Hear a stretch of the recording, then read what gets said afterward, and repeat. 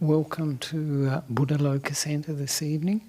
Very nice summery evening for Melbourne. This is maybe summer has arrived. We're not sure yet. Always in Melbourne, it changes so rapidly. We're getting reminders of the nature of reality, moment by moment or day by day.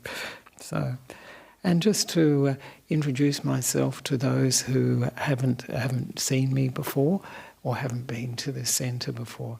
I'm Ajahn Nissarano, and I'm the senior monk at the Buddhist Society of Victoria's Monastery at Newbury. It's called Newbury Buddhist Monastery.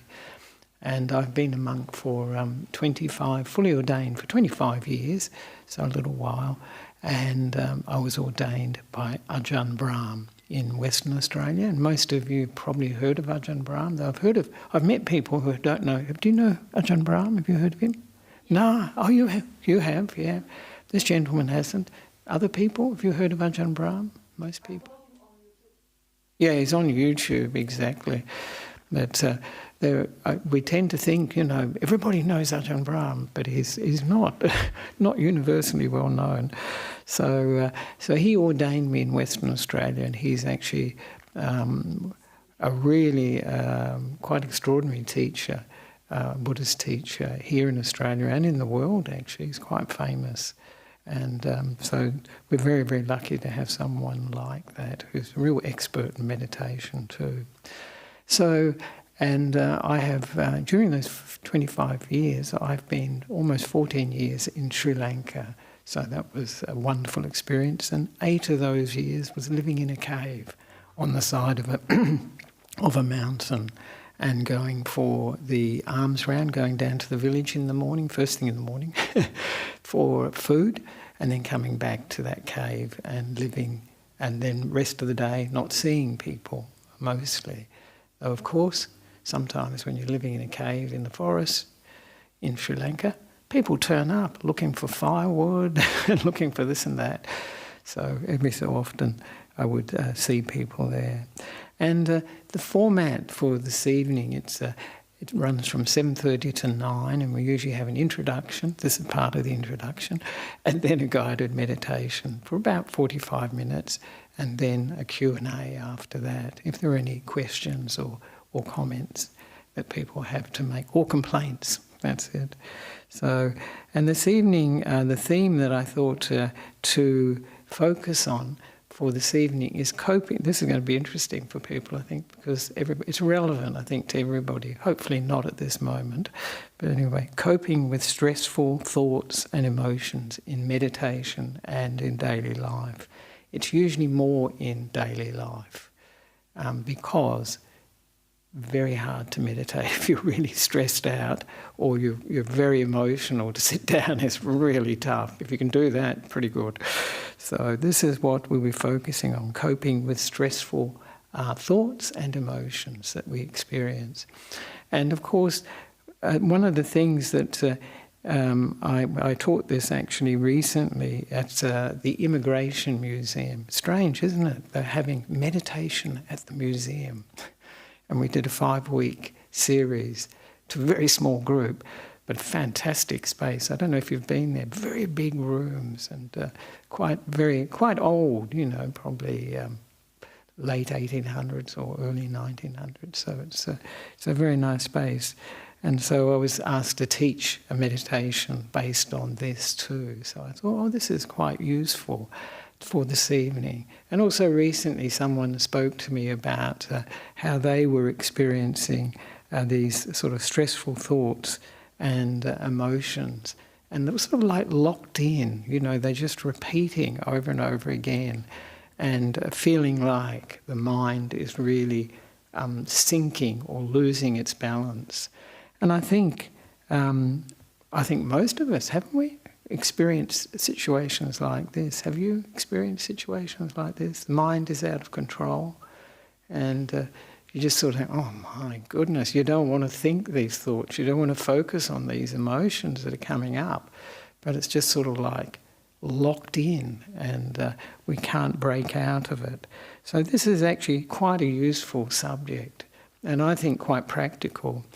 And even though most of you, I hope all of you actually, are not experiencing stressful thoughts at this very moment and stressful emotions. It nevertheless helps to do a meditation like this, just as at the monastery we do fire drills every year. It's only once a year, so every year it's sort of like a rerun, and we're all thinking, oh, what to do, but we have our sort of guideline. But to actually go through something, to prepare, to do a drill, is actually very useful, because when we come to the situation, we're a bit more focused, we have a bit of an idea of how to deal with it. So this meditation, even though you may not be feeling particularly stressed, can be helpful when you are stressed. And it will focus on a few things we can do, a few different ways we can refocus the mind. So when the mind is caught up in, like it's really focusing, and the focus is on these stressful thoughts, they're just running, the emotions are running, and we can't break out of it. And I liken this to when we have the hand in front of the face. We can't see anything, well, not much, I can see a little bit, we can just see the hand. And that's like these stressful thoughts. We're really just focused on, the focus is really right in our face, and we can't see a wider perspective. We can't see beyond that hand. Just as when we have these strong emotions and strong stressful thoughts, we can't see beyond them. They seem to overwhelm. They fill the whole of our vision, like this hand almost does for me. So this is something that we can work with. And of course, you know, the meditation and spiritual practice in general is about working with what we experience. And this is the focus of meditation too, working with what we experience. And of course, a spiritual life is what we experience. It's not, for instance, just coming to a Buddhist centre or a church or whatever it is, and that's our spiritual life. It isn't. Our spiritual life is 24/7. We have to look after our minds. And this is a very important part of it. And learning, this is what we learn from our experience, isn't it? That we learn so much about the mind. And we learn what things make it difficult for us, what things bring up stressful thoughts, bring up the stressful emotions. Usually, when we have stressful thoughts, the emotions come with them, don't they? You see that. When we, for instance, when we are angry, or when we're thinking about something, a situation that's occurred during the day, somebody has said something to us, and we replay this. We think about it. How dare they say that? And then we replay what they said, and we go over and over it again, and it winds us up. And so you can see the connection between thinking and the emotions. They're very, very closely related. But what it does, I think, for anybody who, sort of investigates life and investigates their experience, it makes you wonder, do I really own this mind? Do I really own this thinking? Do I really own these emotions? Do I control them? Because this is one of the definitions the Buddha uses, if this was myself, it would be something I could control. It's also something that wouldn't give rise to suffering or unsatisfactoriness. And so it's a very interesting proposition, really, to think, well, maybe these thoughts and these emotions, they're not me, they're not mine. Maybe they're arising from causes and conditions that are, present at that time. Maybe they're like the weather, the storms that come and go here in Melbourne. And they come according to, the weather conditions, isn't it? Low pressures, high pressures, all this sort of thing.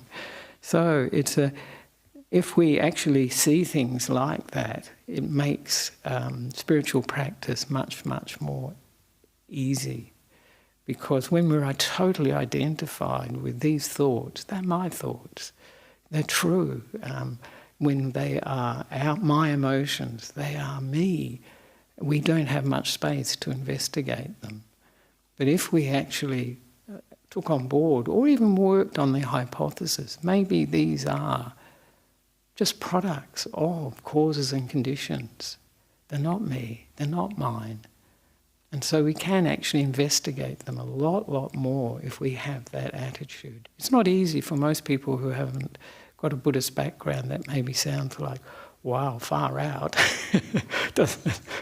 They probably think, yeah, wow, maybe, because it does.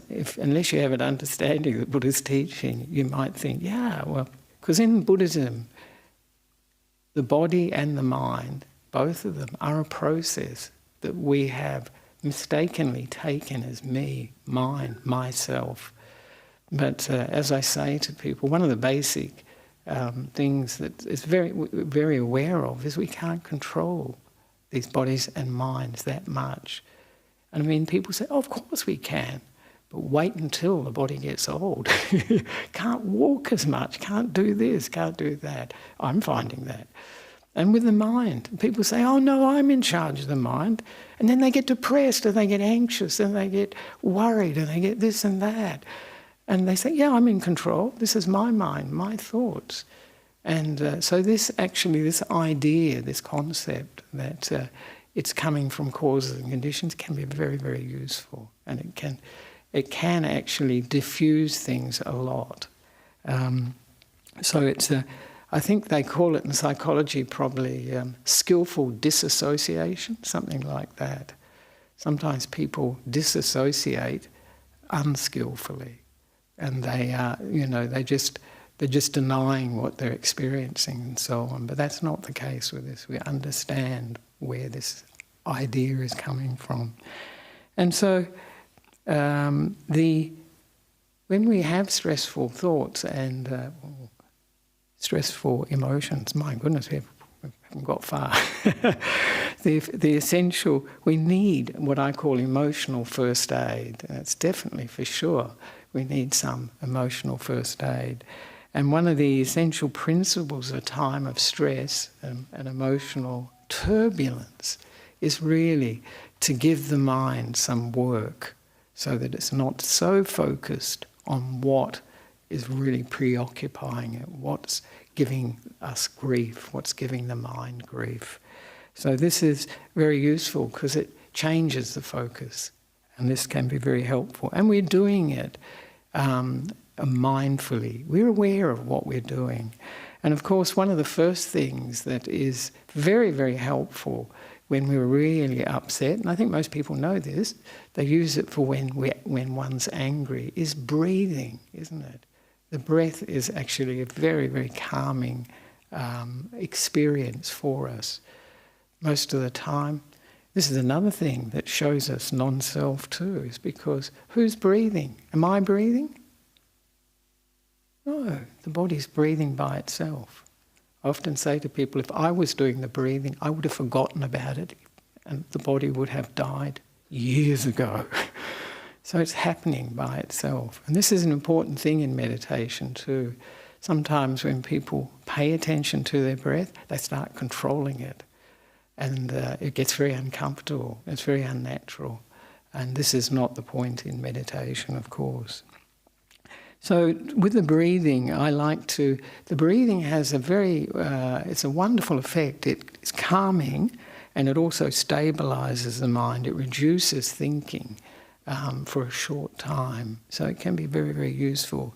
And I teach a breathing technique that I learned from the internet. There are some good things on the internet.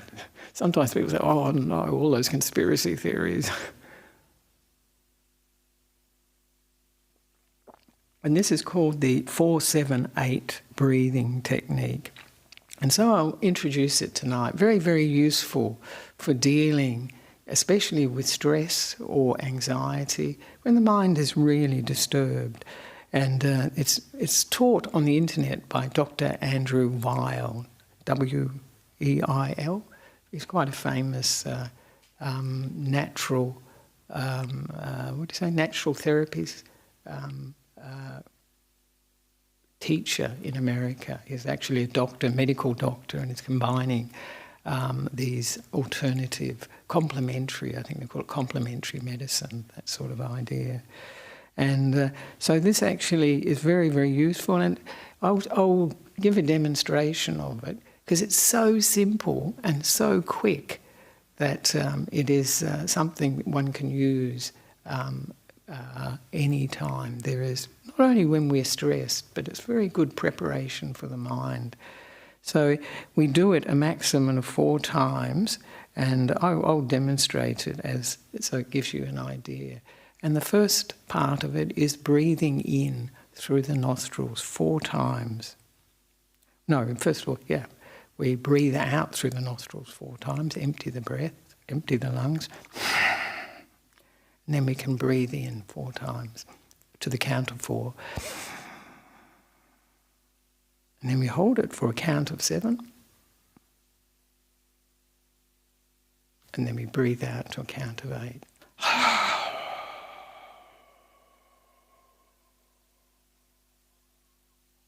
Through the mouth. So that is basically it. And I'll do it we do it a maximum of 4 times at any one session. So it only takes about a minute to do. But you'll find you can try it for yourself when we do the meditation. I'll do it guided, and that way you can just see what effect it has on the mind and the thinking. And let's see, that's good. So I'll just do that another 3 times. You only need to do that once when you begin.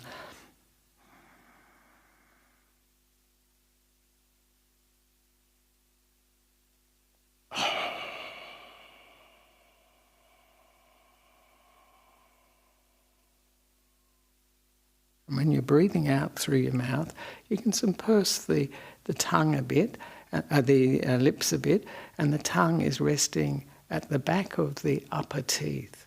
That's the usual position for it. And who knows why that is, but it's an ancient breathing technique.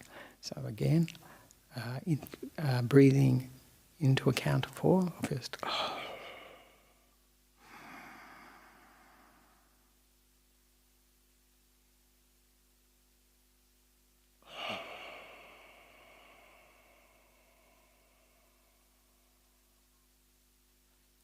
I'll take you through it when we're doing the meditation, at the beginning of the meditation. So breath is very important when we're upset, when we're stressed. Very, very useful. If you don't remember this 4-7-8 breath, then you can just do deep breathing. If you want to see more about or a longer demonstration of this, you can see there's a video on the internet by Dr. Andrew Weil called Asleep in 60 Seconds. It's not true, I don't think so. I've done it at night. I've not been asleep in 60 seconds. But it is actually very relaxing, and if people suffer from insomnia, that's very useful too. But the most important thing when we're stressed, what's that?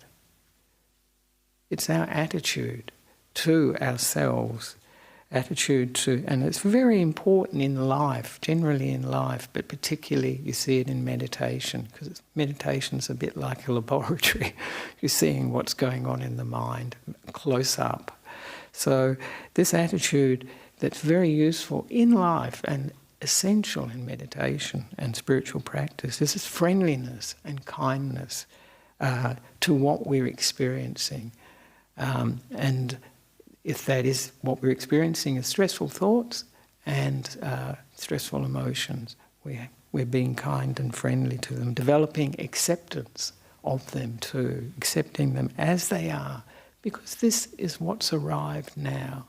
The usual response when we have these unpleasant thoughts, unpleasant emotions or feelings, we want to get rid of them. Get out of here. And anybody that's tried to get rid of them like that will find, of course, it just increases them and increases our frustration. So we're not making war with our experience, we're accepting it, we're being friendly and we're being kind to it. And that way the situation can change and we can let go. Because these are all skillful ways of letting go of things. And having this kindness and friendliness, acceptance, can allow things to cease. We call this metta in Buddhist terms. This is sometimes called loving kindness. I prefer friendliness or kindness. It's something that people are more familiar with. And it gives, if we have that attitude towards ourselves, it gives this feeling of support, stability to the mind, and a sense of security too, at a time when we're feeling vulnerable, feeling upset, disturbed. And at those times too, very useful to use mantras like, it'll be okay. That's quite nice. Or I'm here for you. This is being your own best friend, this friendliness. And this will pass, it will change. And that's quite useful too. Other things one can do at a very difficult emotional time and very, very useful is walking meditation. Just walking up and down and noticing the feet, walking and having this attitude of friendliness to what we are experiencing. We can combine it with the walking actually. This being our own best friend, like someone that's there for us, that we can rely on. This is a very good attitude to have. And of course, walking in nature is great, because if we're really upset, going to a park, going to a national park, whatever, when we're in nature, it really calms the mind down. It's extraordinary how effective it is.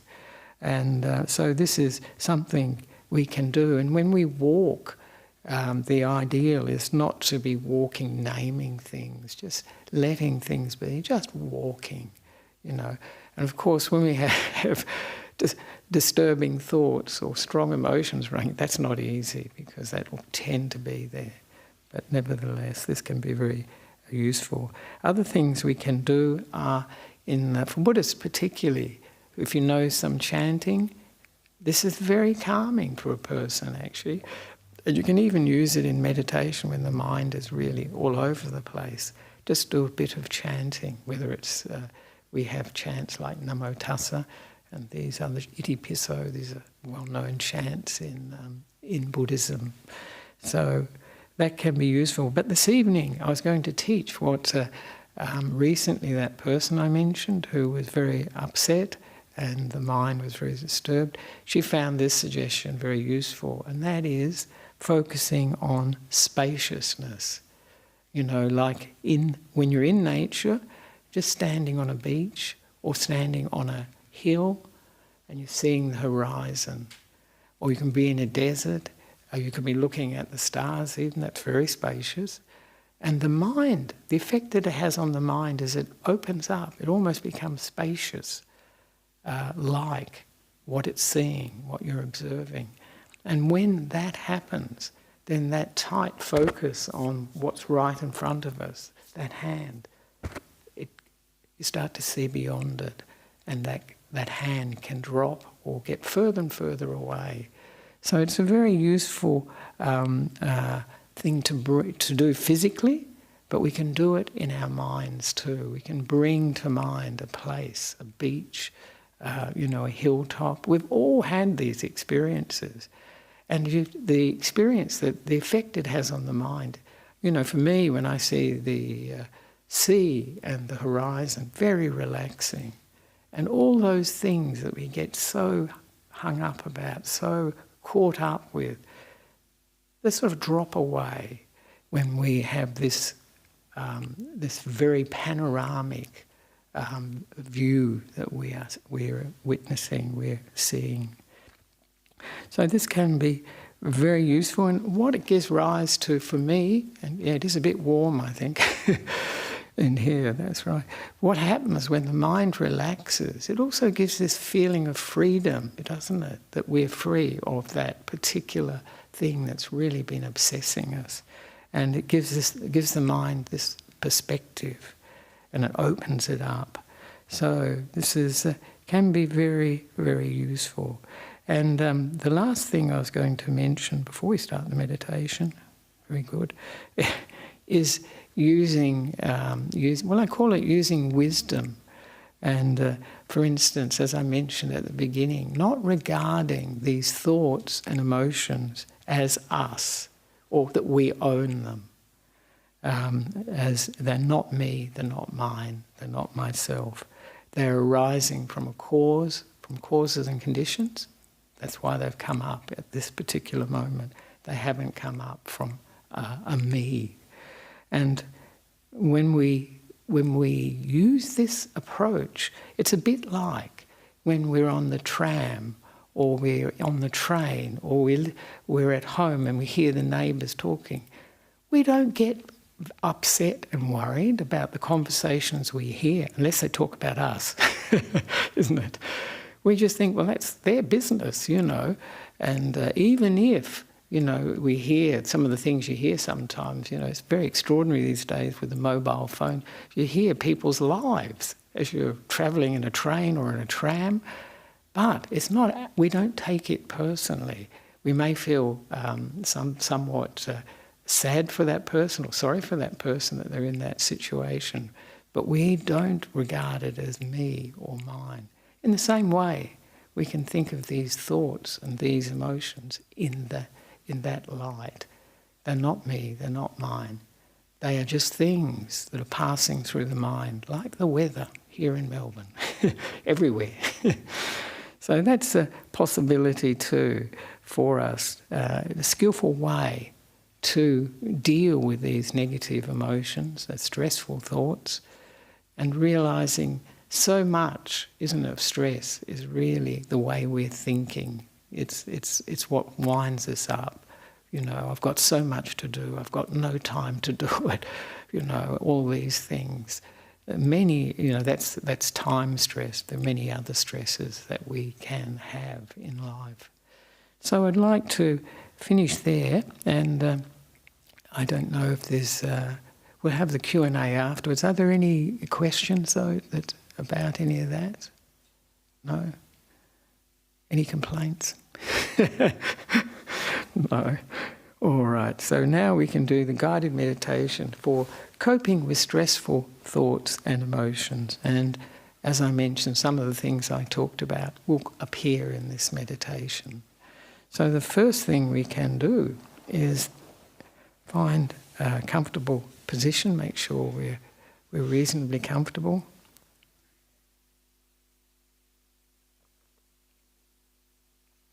And we can come into the present. And when we're in the present, it's a safe place. It's a place we can leave past hurts behind and future fears and stresses behind, just here in the present moment. It's a place we're often not so familiar with.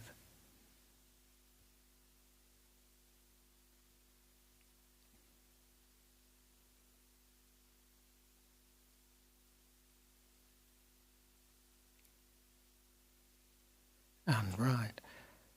And we can do the breathing. We can start with the breathing to bring us into the present moment.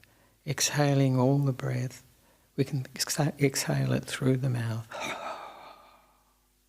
And breathe in through the nose to count to 4.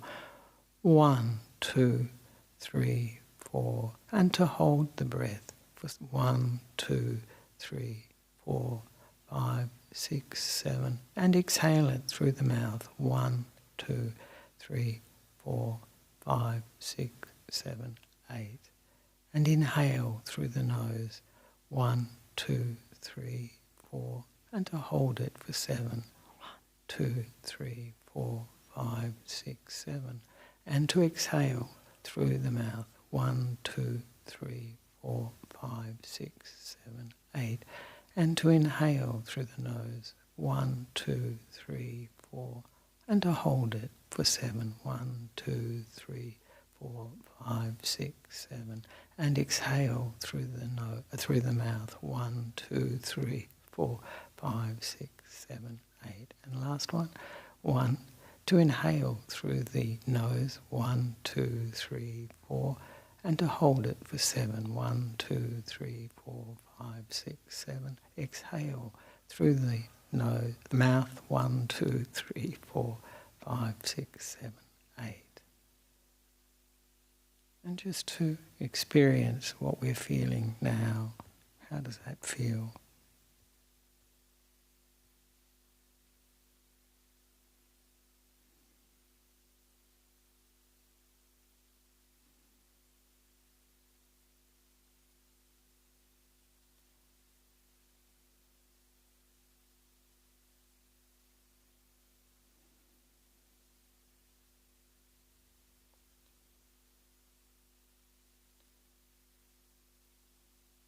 And now we can bring to mind to have the intention or attitude of being kind, being friendly, making peace with any stressful thoughts or emotions or whatever we're experiencing.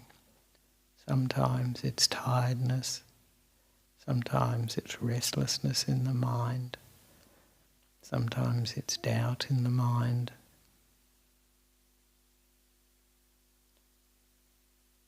Whatever it is, accepting what we're experiencing, being kind.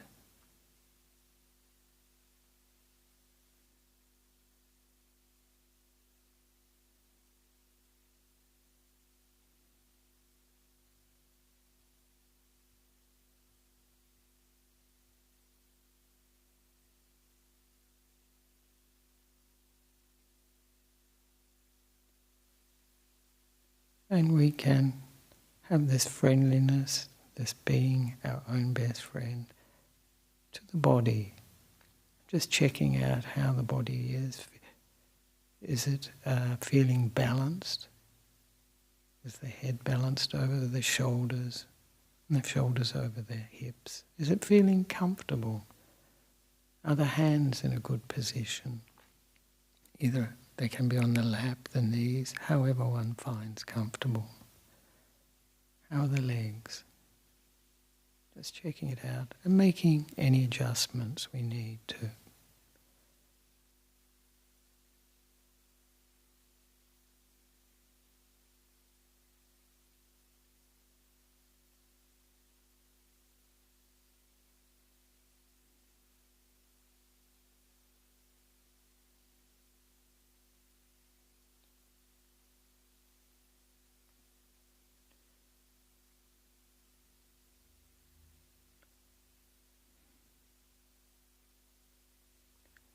Now we can mentally relax the body from the top of the head to the tips of the toes. Starting with the head, the top of the head, the back of the head, sides of the head. And relaxing and soothing with this warm, kind, friendly attention.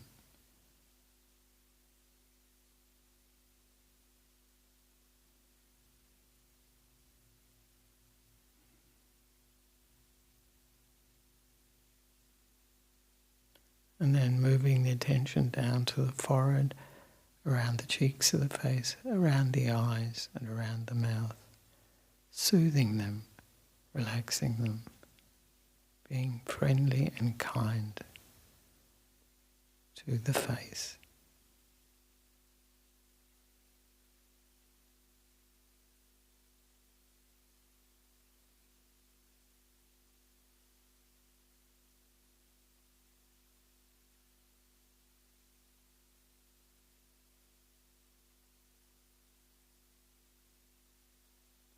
Moving the attention down to the neck, all around the neck, soothing it, giving it a mental massage.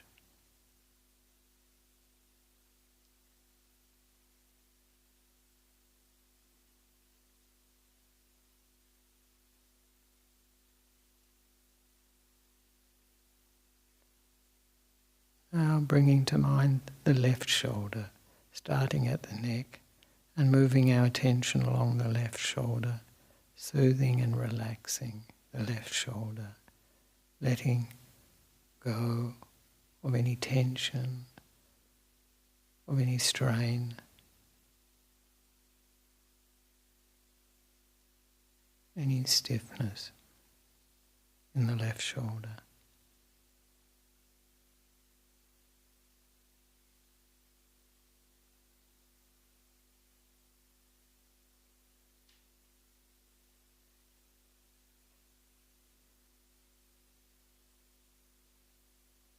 Now bringing to mind the left arm, starting at the top of the left arm and moving our attention down the left arm to include the elbow, the wrist, hand and fingers, soothing them with this kind, caring, warm attention.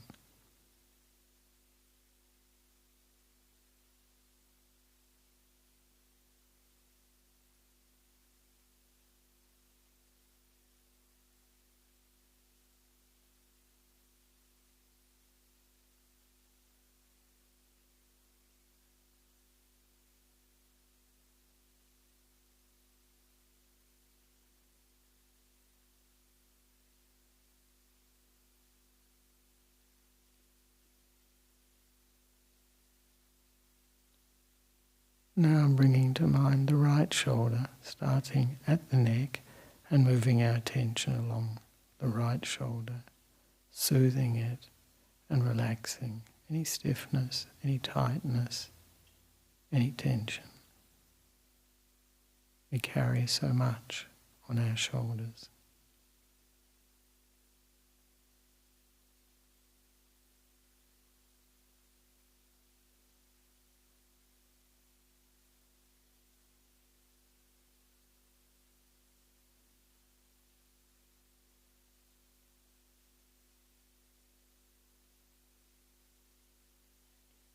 Now we can bring to mind the right arm, starting at the top of the right arm and moving our attention all around the right arm to include the elbow, the wrist, hand and the fingers, soothing them with this warm, relaxing, friendly attention.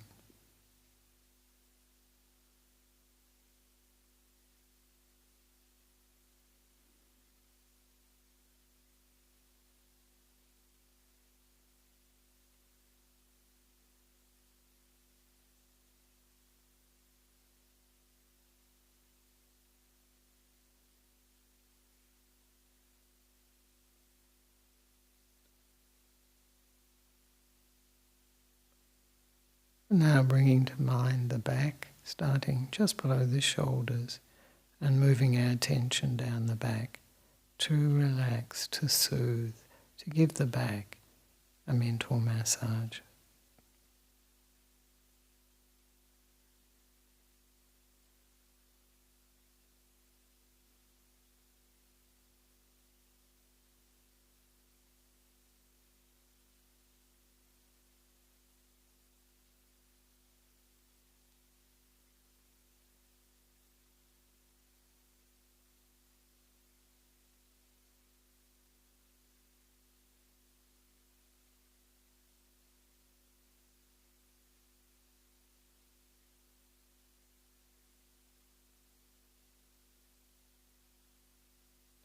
Now we can bring to mind the front of the body, starting below the shoulders and moving our attention down the front of the body to include the chest, the diaphragm area, the stomach and the abdomen, soothing them, relaxing any tightness, any pressure, giving this warm, relaxing, friendly attention.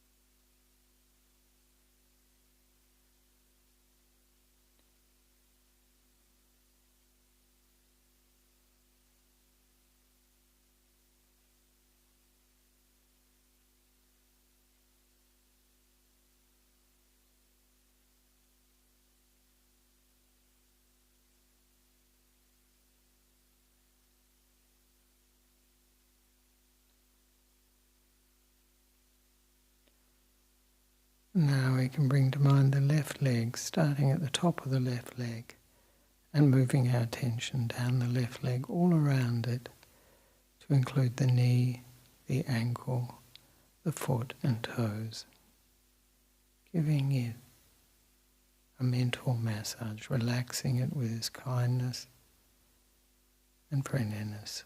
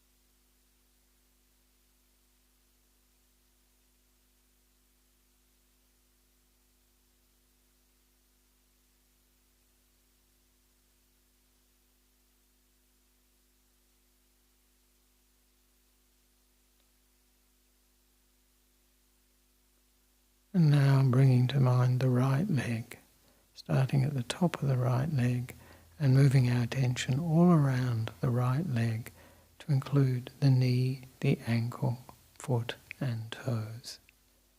Soothing the right leg, giving the right leg a mental massage.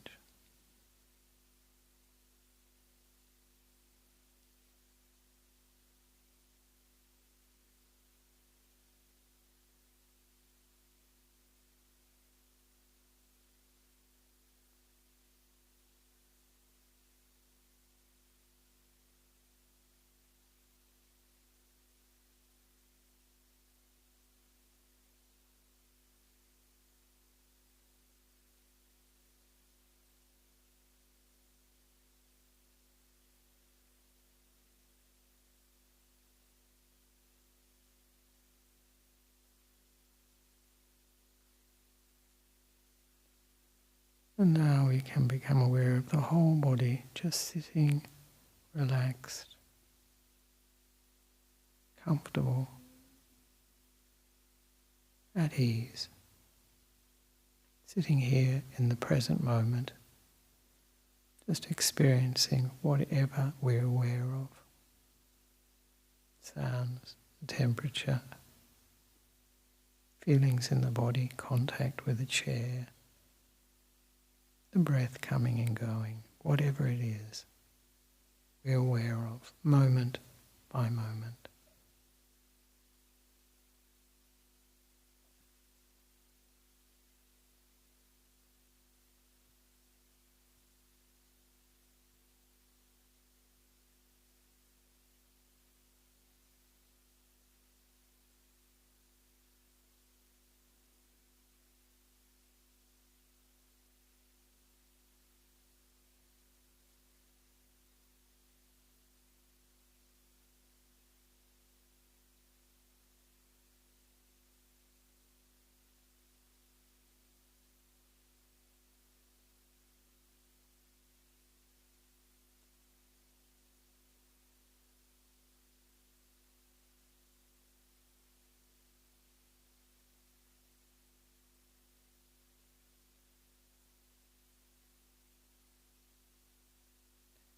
Now we can imagine that we are somewhere with a panoramic view. Just see the horizon. Maybe it's on a beach or a hilltop, in a desert, on the ocean, or looking at the sky.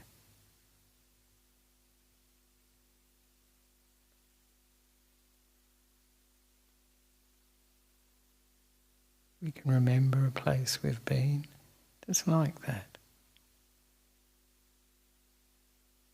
And we can see what effect it has on the mind.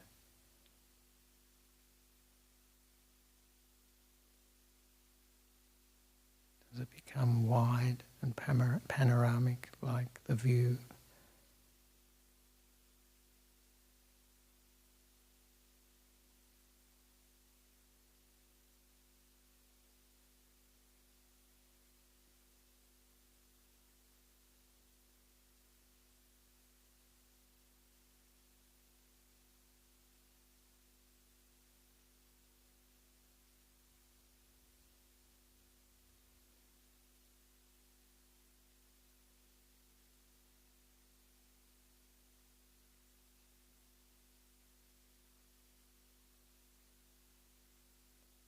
And we can get in touch with the feeling that arises from this spaciousness that we are imagining, this place.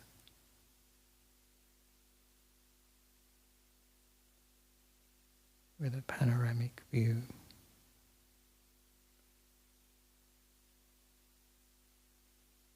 There may be a feeling of freedom, of peace, whatever.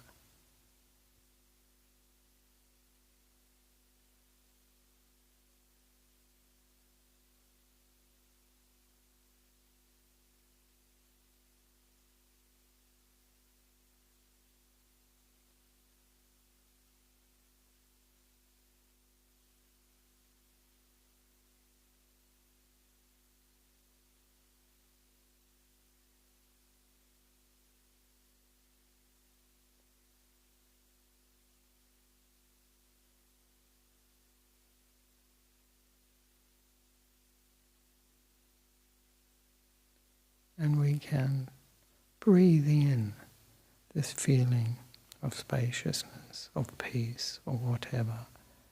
Breathe it in and breathe it out.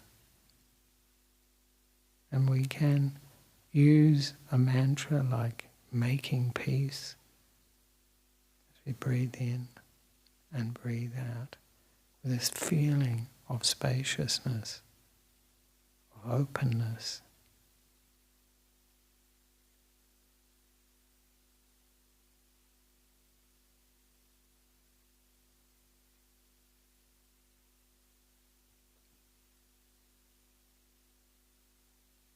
Breathing it in and breathing it out. And if the mind wanders off, we can just remember that place, or maybe the night sky, the vastness, the emptiness.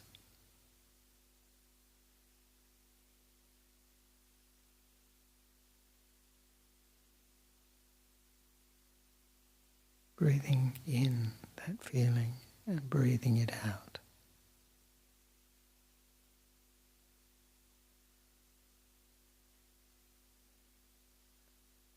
With this mantra of making peace with what I'm experiencing.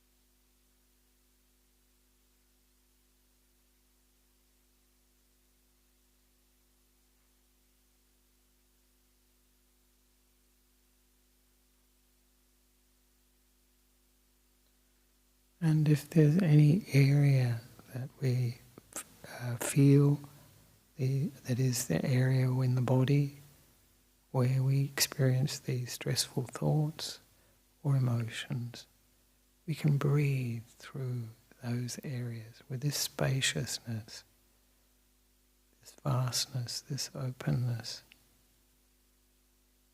this peace. Breathing in with this spacious feeling of this spaciousness, openness, and breathing out, making peace as we breathe in, making peace as we breathe out through that area.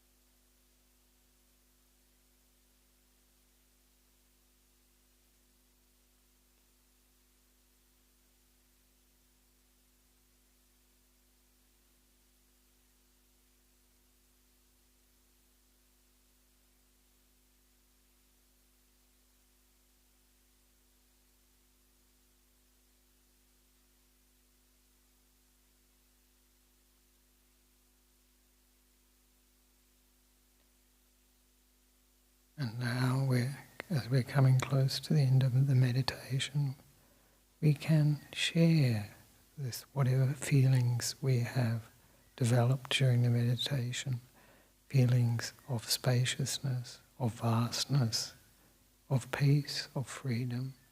Share it with everyone here in this hall.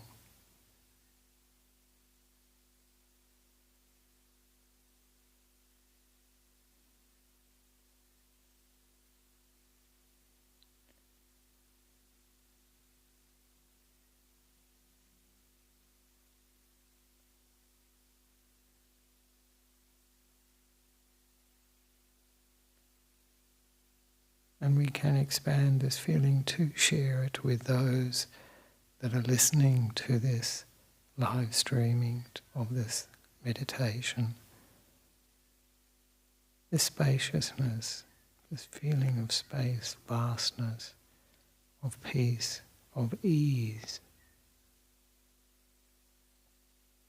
of calm.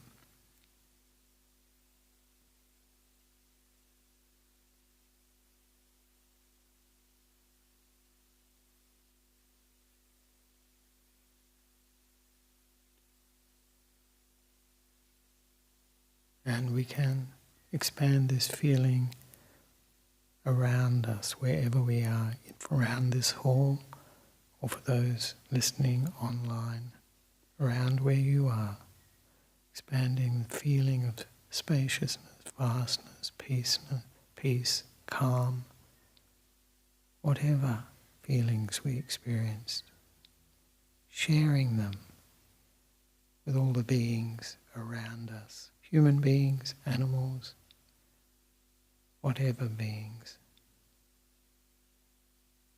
And we can expand it further and further until we cover the whole world.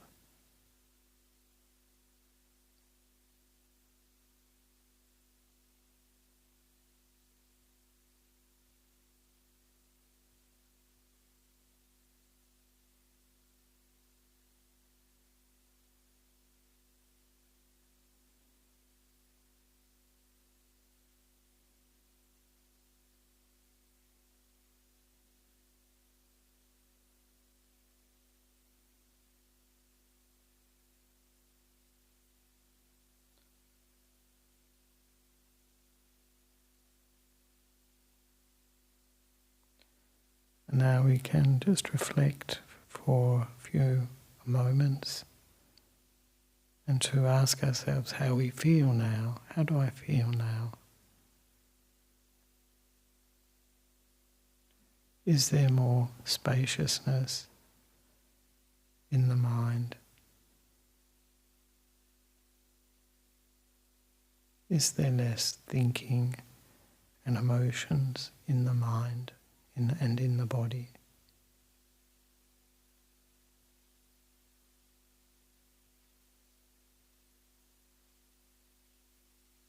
Was there more space in the mind, or peace, or acceptance?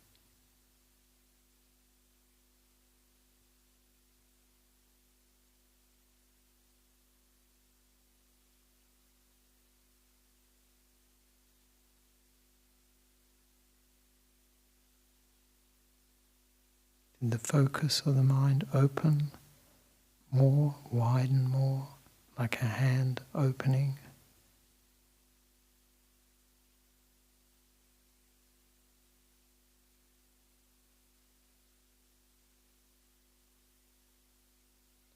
And what helped the mind to let go of thoughts, of emotions?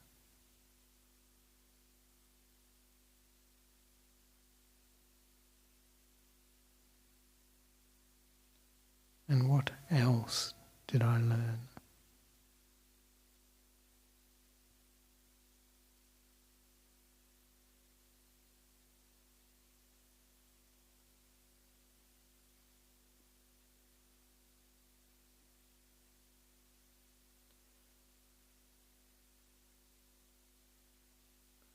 And we can make the aspiration or intention to value spaciousness and peace in the mind, to really enjoy it and to really develop it, so that we make peace with stressful thoughts and emotions whenever they arise due to causes and conditions.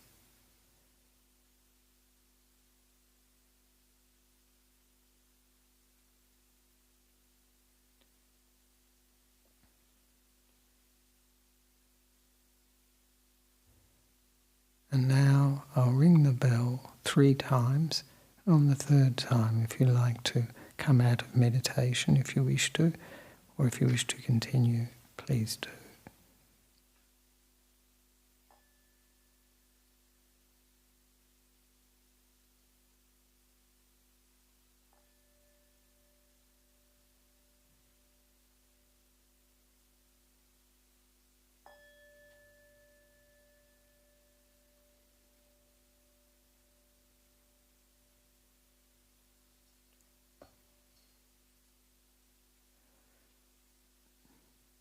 And so we can slowly open the eyes and move the body, making it more comfortable.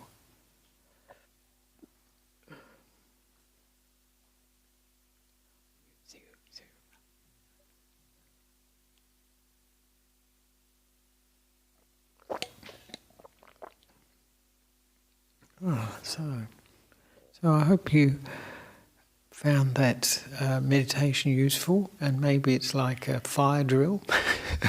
It prepares us for when we get to difficult situations, and we have a few options for dealing with them. Usually when we get to difficult situations, we forget.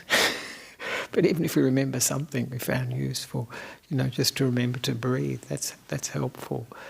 And if you want to check up about this 4-7-8 breathing, as I mentioned on YouTube, it's under the Asleep in 60 Seconds. If you put that in, see you then. Yeah. You can see the video, and that will remind you. But it's very simple because it's breathe out. It should be exhale all the air in the lungs through the mouth, then inhale through the nose 4 times, 4 to a count of 4, hold for a count of 7, and then exhale through the mouth to a count of 8. And to keep the tongue at the back of the top of the teeth at the back, where the teeth meet the roof of the mouth. And to do it 4 times maximum is good. And then during the day or at other times you can repeat it as often as you like. But it's a very helpful tool to use, and I think I can recommend that one from my own experience. And if you see the video, you may find that very helpful too. So, and of course, one of the things that I mentioned at the beginning was that we all find ourselves in these situations from time to time. So I'd just like to ask, was there anything that people found particularly useful in stressful times, or in times when there's a lot of emotion coming up? Was there something that really worked for you? See, this is Q&A in reverse. I ask the questions. I expect asking for the answers from you. Swimming in the ocean. Yeah. I think something physical, isn't it? Isn't it good? Because we're really in the mind, I think, caught up with emotions and in the heart. So anything physical is usually pretty good. That's why breathing works, I think, because it's physical. Walking works because it's physical. Any other things people found worked for them? And I think the thing with these situations, people shouldn't feel, it's only me. It's not. It's the whole of humanity, actually. Human beings. This is part of being a human being. Yeah. Did anybody try or think of using that Buddhist idea that these are not my thoughts and emotions, that I don't own them. They are things that are passing through my mind and through my heart due to cause and condition. Anyone try that or use that at all? Sometimes that's very helpful. I think for people who are not used to Buddhist terminology or some of the ideas in Buddhism, it sounds weird. But it is very useful if you think of it as somebody like somebody in the train or the tram, that's hearing their conversation. And then we are more likely to be able to investigate it actually and think, wow, gee, this is, is this true? And look at it. Because a lot of these things, because we're being it, we have no space to look at it at all. But when we stand back a bit, we can. So are there any comments, questions or complaints?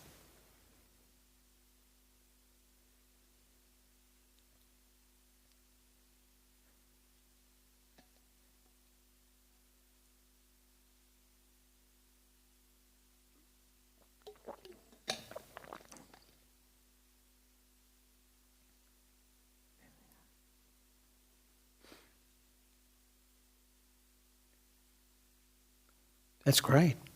You all passed the test. Because usually, if we have lots of comments, questions, or complaints for that matter, the meditation probably hasn't worked well. Because for all of us, when we meditate, the thinking usually goes down, just generally. So this is a good indication, really, that the meditation has worked, because most often we have so many thoughts and comments and descriptions and emotions coming up in the mind. So the meditation is here for stilling the mind, calming the mind, and while it's still alert, still bright, keeping that brightness, that mindfulness, that awareness sharp, but relaxing and letting go of the thinking, increasing our knowing. Because in actual fact, when we think a lot, it really cuts down on what we can know. You might think that odd, but thinking is like a smoke screen, that obscures what's actually going on.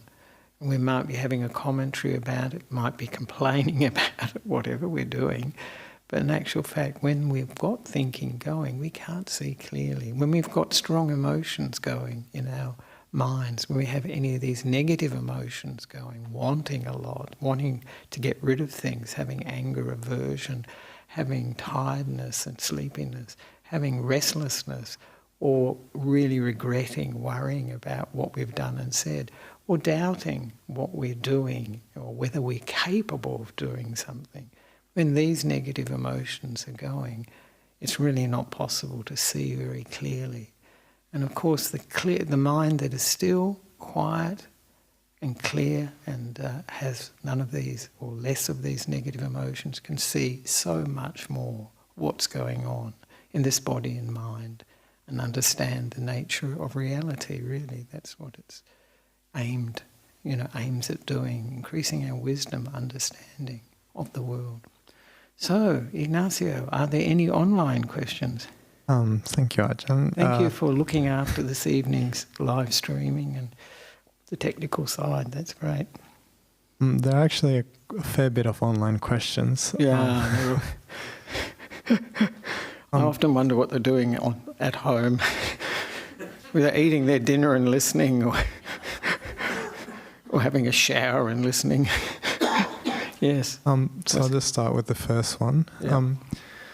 Ajahn, I'm bipolar and struggling to distinguish between the fruits of practice and symptoms of mania.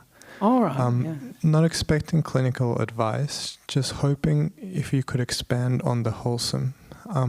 I felt a lot of relief recently, and it came with insight, but also distorted thoughts. All right, and distorted thoughts as well. Yeah. Yes, I think with bipolar especially, because there's the two aspects usually, isn't there? Sort of mania and the, when we have a lot of thinking, a lot of excitement in the mind, and then the other times with depression and things like that. So at those, for someone experiencing something like that, peace and calm is very, very useful. Making peace with what we experience is very useful. Accepting what is happening now is a very useful way to deal with experience. And that doesn't mean that we have to act on it, but just to accept it. Because often our lives are full of conflict with what we're experiencing. We're in conflict with reality. And it's arrived, it's here. And so really our job is to accept it, have a wholesome emotion towards it, have a good state of mind towards what we're experiencing. And two negatives don't make a positive in terms of our minds. If we get negative about what we're experiencing, I don't want this, it's really just adding a negative to the mind, more aversion to the mind. And particularly when we're meditating, that's absolutely, it's adding to the hindrances, adding to the difficulty of calming the mind, stilling the mind, bringing more power and clarity and purity to the mind. So I think this making peace is very helpful for us. And also with all of our emotions, with all the difficult situations we face, see you, Jack, realising that this too will pass, this is not permanent. It's like the weather, it will come and go. That can be very, very helpful for us, just to keep it in perspective. When we have negative emotions, when we're feeling anxious, when we're feeling depressed, or whatever it is, it feels like it's here forever. It's here to stay. Of course, that's not true. It's conning us to believe that. But when there's that sort of glimmer that this is something passing through the mind, and something that's not me, not mine, not myself, it's arising, and I'm experiencing it. There's no point in denying it. We're experiencing it, but we don't have to own it, and just to let it be. Like, a wild animal, if we see a lion or a tiger. I was going to say kangaroo, but they're not so fierce.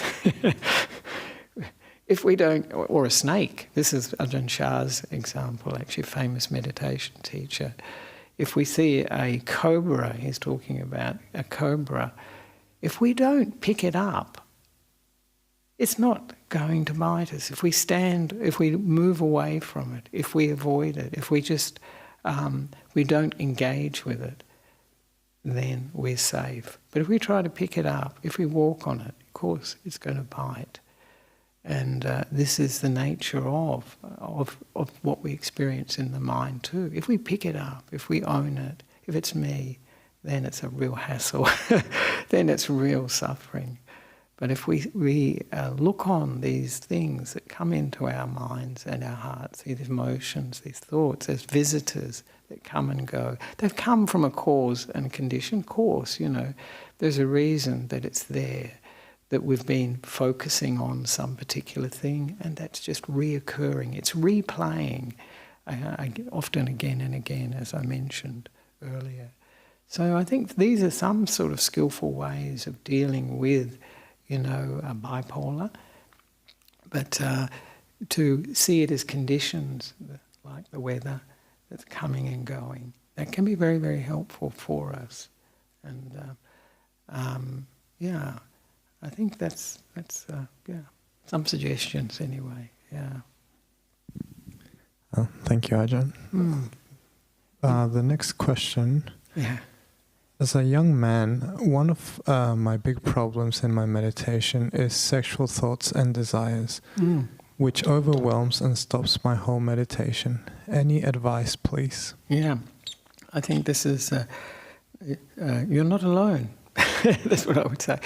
Because it's a very common experience in meditation that the mind, when we settle into meditation, the mind's often looking for distraction, and it will start to recall, sexual encounters or fantasies about them, images that we have seen, and the mind will get caught up in these images and get absorbed into them.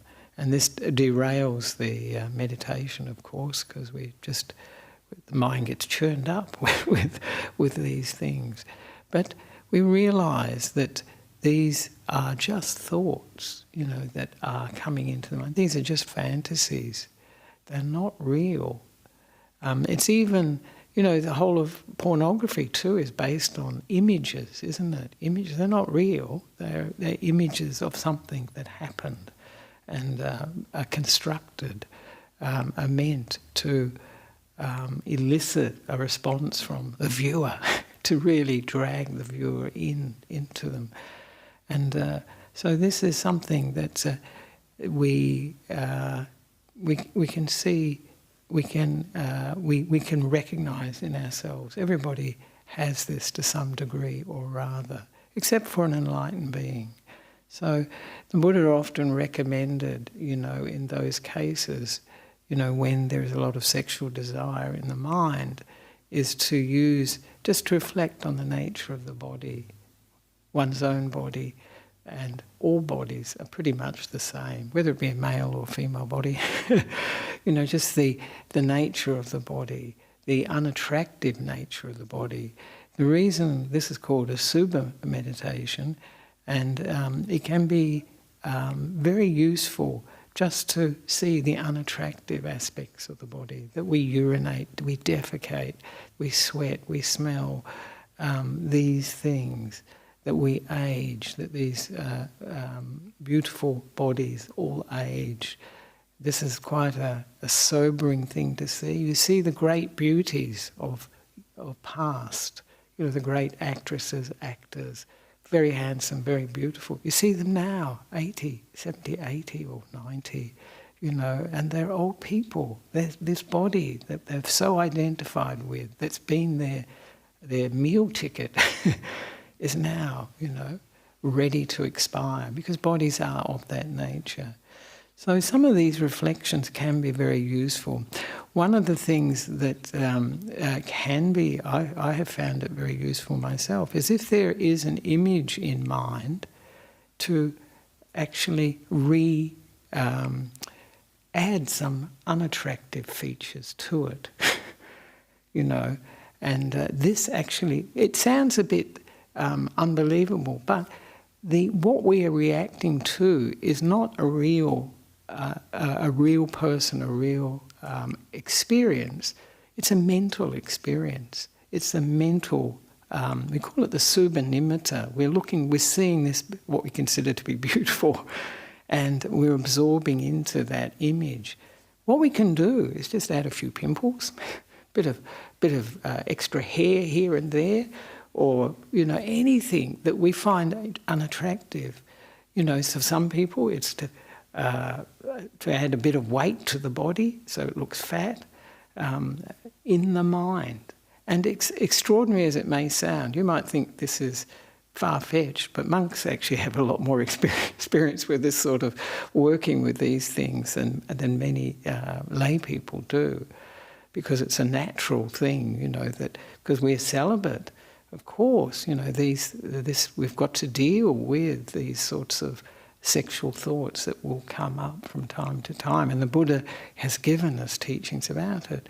So I would really recommend that when the image comes to mind, you can even make fun of it, put something in the image that is funny, and just experiment with that, see if it works for you, because it does for me. And it's very, very, very useful. And we realise we're just being sucked in. We're being manipulated. This can be another helpful thing by these images, by this conditioning that makes it, this form very attractive. And we are really, this is probably from lifetimes actually, not just this lifetime. So this is one of the, really one of the taproots of samsara, being born again and again, rebirth, we still call it in Buddhism. It is one of the things that keeps us in getting reborn, is this interest in our five sense experience, but particularly sexuality is a very strong one. So I say to people, because sometimes when monks, for instance, have a lot of sexual desire, they feel like, wow, I'm really failing in the practice. If I could only deal with this, then I could really practice. And I say to them, this is our practice. Anybody that can deal with such a powerful thing as sexuality and sexual image, sexual thoughts, sexual attraction, this is really major to be able to deal with that, to really get a handle on it, to really understand it. It's really understanding that makes it possible. So I wish you well for it. It's a big one to deal with. And of course, one of the things that I just mentioned too is to be aware of the inputs we're having into our mind. The Buddha calls this sense restraint. So if, for instance, you're having a lot of these fantasies and sexual thoughts and sexual desires while you're meditating, is it because during the day I'm seeing images that really bring up this sexual desire? Am I actually feeding those states of mind? Because it could well be the case. Sometimes it's hard to avoid, because we see sexuality, advertising is drenched in it. If you lived like I lived in Sri Lanka for 14 years, and you come back to the West and you think, wow, they sell everything, according to sexual attraction, beautiful women, beautiful man. It goes on, and they're really just selling whatever it is. And though people say, wow, I'm not influenced by that, then they go out and buy it still. Because they think they will look sexy, or they'll look this or that, attractive. So watch the inputs, watch what we're feeding into the mind. And of course, this is one of the very big teachings of the Buddha, sense restraint, watching out for what we see, hear, smell, taste and touch, and what we make of it in the mind. Because that's really fueling a lot of desire, a lot of aversion, and a lot of delusion, we say, delusion, sense of self. We call that a delusion in Buddhism. All these things. So it's very important, because if you sit down to meditate, it's like if you want to be healthy and you're eating all this junk food, it's not going to work. You're not going to get healthy. And if you don't do exercise, probably the body won't be healthy either. So just look at the inputs that one has during the day, and not seeking out things that will make it worse. When we want to put out a fire, we don't throw more wood on. And I think that's often the case that we do. And these things, like sexuality, is a very good example. It's like any of the five senses. It can become a real addiction. And people know when an addiction is running, they have next to no choice. It will just run, that frame of mind, that loop will run, the addiction will run. It will make the person do whatever that addiction is, whether it be drugs, whether it be sex, whether it be food, any of the five senses really. It can be anything. So that's what I'd recommend for you. But try redecorating the image that comes up. If you make it laughable. One thing that really ruins sexual attraction is sense of humour. It just evaporates, because it's such a serious sort of preoccupation of the mind. We're taking it very, very seriously. But if you really redesign the image, and it's possible, because it's only an image inside, add something really silly or whatever.